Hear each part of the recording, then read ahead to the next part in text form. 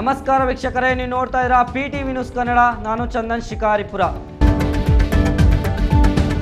ದೆಹಲಿಯಿಂದ ವಿಶೇಷ ವಿಮಾನದಲ್ಲಿ ಮೈಸೂರಿಗೆ ಆಗಮಿಸಲಿರುವ ನರೇಂದ್ರ ಮೋದಿ ಅವರು ಮೈಸೂರಿಗೆ ಆಗಮಿಸಲಿದ್ದು ಸ್ವಾಮಿ ವಿವೇಕಾನಂದ ಸ್ಮಾರಕ ಹಾಗೂ ಸಾಂಸ್ಕೃತಿಕ ಯುವ ಕೇಂದ್ರವನ್ನು ಲೋಕಾರ್ಪಣೆ ಮಾಡಲಿದ್ದಾರೆ. ಪ್ರಧಾನಿ ಮೋದಿ ಅವರೊಂದಿಗೆ ರಾಜ್ಯಪಾಲರಾದ ತಾವರ್ ಚಂದ್ ಗೆಹ್ಲೋಟ್ ಮತ್ತು ಮುಖ್ಯಮಂತ್ರಿ DK ಶಿವಕುಮಾರ್, ಮೈಸೂರಿನ ಸಂಸದರಾದ ಯದುವೀರ್ ಒಡೆಯರ್ ಸೇರಿದಂತೆ ಕೆಲವರು ವೇದಿಕೆ ಹಂಚಿಕೊಳ್ಳಲಿದ್ದಾರೆ. ಪಾಕಿಸ್ತಾನದ ಬಲೂಚಿಸ್ತಾನದಲ್ಲಿ ಸಂಭವಿಸಿದ ಕಲ್ಲಿದ್ದಲು ಗಣಿಗಾರಿಕೆ ಸ್ಫೋಟ ಸಂಭವಿಸಿದ್ದು ಕೆಲವೇ ಗಂಟೆಗಳಲ್ಲಿ 7 ಮಂದಿಯ ಶವವನ್ನು ಹೊರತೆಗೆಯಲಾಗಿದೆ. ಬಳಿಕ ಆಗಮಿಸಿದ ತುರ್ತು ಪ್ರಕ್ರಿಯೆ ತಂಡ 25ಕ್ಕೂ ಹೆಚ್ಚು ಶವಗಳನ್ನು ಹೊರತೆಗೆದಿದ್ದಾರೆ. ಬೆಳತಂಗಡಿ ತಾಲೂಕಿನ ಧರ್ಮಸ್ಥಳ ಗ್ರಾಮದ ಬಂಗ್ಲೆಗುಡ್ಡದಲ್ಲಿ SIT ಅಧಿಕಾರಿಗಳು ನಡೆಸಿದ ಶೋಧ ಕಾರ್ಯಾಚರಣೆ ವೇಳೆ ಪತ್ತೆಯಾಗಿದ್ದ ಅಸ್ಥಿಪಂಜರಗಳ ಪೈಕಿ 3 ವ್ಯಕ್ತಿಗಳ ಗುರುತನ್ನು FSL ಪ್ರಯೋಗಾಲಯವು DNA ಪರೀಕ್ಷೆಯ ಮೂಲಕ ಅಧಿಕೃತವಾಗಿ ದೃಢಪಡಿಸಿದೆ. ಸೌಜನ್ಯಳ ಮಾವ ವಿಠಲ್ ಗೌಡ ತೋರಿಸಿದ ಜಾಗದಲ್ಲೇ 2025ರ ಸೆಪ್ಟೆಂಬರ್ 17 ಮತ್ತು 18ರಂದು SIT ಕಾರ್ಯಾಚರಣೆ ನಡೆಸಿ ಒಟ್ಟು 7 ಅಸ್ಥಿಪಂಜರಗಳನ್ನು ವಶಕ್ಕೆ ಪಡೆದಿದೆ. ಅದೇ ಜಾಗದಲ್ಲಿದ್ದ ID ಕಾರ್ಡ್ಗಳು ಪತ್ತೆಯಾಗಿದೆ. ವಿಧಿವಿಜ್ಞಾನ ಪ್ರಯೋಗಾಲಯಕ್ಕೆ ಕಳಿಸಿದ್ದಾರೆ. ಕರ್ನಾಟಕದ ರಾಜ್ಯದ ಮುಖ್ಯಮಂತ್ರಿ DK ಶಿವಕುಮಾರ್ ಅವರು 28 ರಾಜ್ಯ 3 ಕೇಂದ್ರಾಡಳಿತ ಪ್ರದೇಶಗಳ ಸೇರಿದಂತೆ 31 CMಗಳ ಪೈಕಿ ಅವರು 1413 ಕೋಟಿ ಒಟ್ಟು ಆಸ್ತಿ ಹೊಂದುವ ಮೂಲಕ ಭಾರತದ ಟಾಪ್ 1 ಶ್ರೀಮಂತ ಮುಖ್ಯಮಂತ್ರಿ ಎಂಬ ಖ್ಯಾತಿ ಪಡೆದಿದ್ದಾರೆ.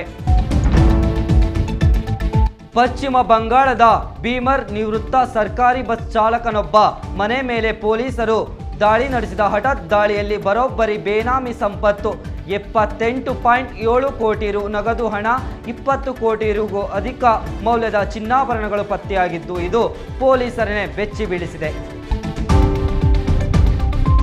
ಬಿಜೆಪಿ ಮುಖಂಡ ಯೋಗೇಶ್ ಗೌಡ ಕೊಲೆ ಪ್ರಕರಣಕ್ಕೆ ಸಂಬಂಧಿಸಿದಂತೆ ಜೀವಾವಧಿ ಶಿಕ್ಷೆಗೆ ಗುರಿಯಾಗಿದ್ದ ಕಾಂಗ್ರೆಸ್ ಮಾಜಿ ಶಾಸಕ ವಿನಯ್ ಕುಲಕರ್ಣಿಗೆ ಬಿಗ್ ರಿಲೀಫ್ ಸಿಕ್ಕಿದೆ.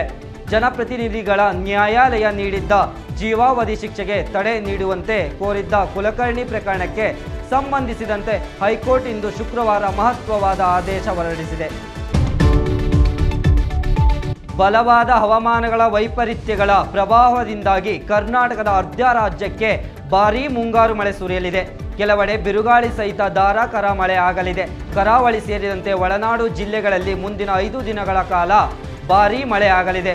ಉಡುಪಿಯಿಂದ ಬೀದರ್ನವರೆಗೆ 16 ಜಿಲ್ಲೆಗಳಲ್ಲಿ ಇಂದು ಮತ್ತು ನಾಳೆ ಅಧಿಕೃತವಾಗಿ ಭಾರೀ ಮಳೆ ಸಾಧ್ಯತೆ ಇದೆ ಎಂದು ಹವಾಮಾನ ಇಲಾಖೆ ಮುನ್ಸೂಚನೆ ಕೊಟ್ಟಿದೆ. ಉತ್ತಮ ಮಳೆಯಿಂದ ರಾಜ್ಯ ಜಲಾಶಯಗಳ ನೀರಿನ ಒಳಹರಿವು ಮತ್ತಷ್ಟು ಹೆಚ್ಚಾಗಲಿದೆ. ರಾಜಧಾನಿಯಲ್ಲಿ ಇತ್ತೀಚೆಗೆ ಅನಾಥ ವಾಹನಗಳ ತೆರವು ಕಾರ್ಯಾಚರಣೆ ನೋಟಿಸ್ ಜಾರಿ ಅಭಿಯಾನ ನಡೆಸಲಾಗುತ್ತಿದೆ.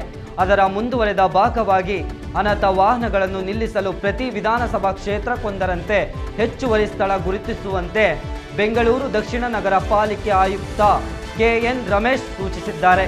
ಜೊತೆಗೆ ಕಾಮಗಾರಿಗಳ ಬಾಕಿ ಬಿಲ್ ಸಂಬಂಧ ಗುತ್ತಿಗೆದಾರರಿಗೆ ಗುಡ್ ನ್ಯೂಸ್ ಸಹ ಕೊಟ್ಟಿದ್ದಾರೆ. ರೈಲ್ವೆ ಇಲಾಖೆಯಿಂದ ಯಶವಂತಪುರ ರೈಲ್ವೆ ನಿಲ್ದಾಣವು ಬಹುಕೋಟಿ ವೆಚ್ಚದಲ್ಲಿ ಪುನರ್ ಅಭಿವೃದ್ಧಿ ಆಗುತ್ತಿದ್ದು ಆಧುನಿಕ ವ್ಯವಸ್ಥೆ ಹೊಂದಲಿದೆ. ಇತ್ತ ಗ್ರೇಟರ್ ಬೆಂಗಳೂರು ಪ್ರಾಧಿಕಾರ ವತಿಯಿಂದ ರೈಲ್ವೆ ಓವರ್ ಬ್ರಿಡ್ಜ್ ಅಗಲೀಕರಣಕ್ಕೆ ಸಂಬಂಧಿಸಿದಂತೆ ಸ್ಥಳ ಪರಿಶೀಲನೆ ನಡೆಸಿದ ಅವರು ಯೋಜನೆಯು ಯಾವುದೇ ವಿಳಂಬವಿಲ್ಲದೆ ನಡೆಯಬೇಕು.